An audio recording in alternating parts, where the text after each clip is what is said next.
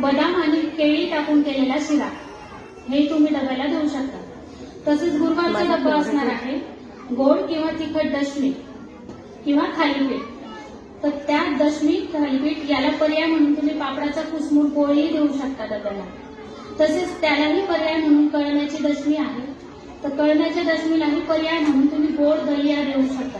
तर गोड दलिया म्हणजे बाजारात मिळतो तो दलिया किंवा आपण गव्हाची फुली दळून आणतो, ती थोड्या तुपावर परतवायची, त्यात गरजेप्रमाणे दूध, गूळ आणि ड्रायफ्रूट टाकून मऊ शिजवायची, तर तो गोड दलिया देऊ शकता। तसेच गुरुवारचा डब्बा असणार आहे बटाटे, वांगे किंवा गवार याची कोणतीही एक भाजी व पोळी। तर या भाजी पोळीला पर्याय म्हणून शुक्रवारच्या डब्याला इडली, डोसा, आप्पे किंवा खमण हाही पर्याय असणार आहे, त्यालाही पर्याय म्हणून गोड पोळी देऊ शकतात।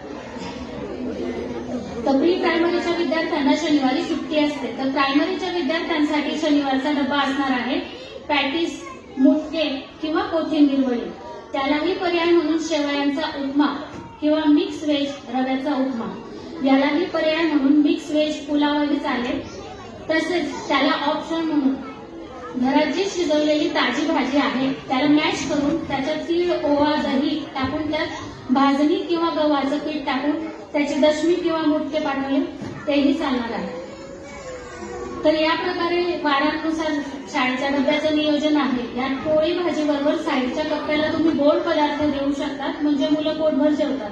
तसंच गोड पदार्थांमध्ये गाजर, बीट वडी, थोड्या तुपावर किसलेलं गाजर, बीट परतवून त्यात गरजेप्रमाणे दूध, साखर टाकून आटवलेली ही गाजर, बीट वडी एकदा केली की 2-3 दिवस सहज आपण थोडी एक वडी देऊ शकतो किंवा छोटे लाडू देऊ शकतो।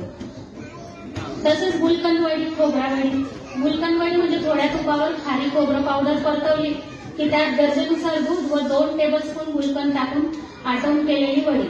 तसेच तीळ, शेंगदाणा चिक्की किंवा गुळ पोळीच्या चुरम्याचा लाडू, छोटा लाडू किंवा छोटी चिक्की किंवा वडी असं साईडच्या कप्प्याला तुम्ही देऊ शकता।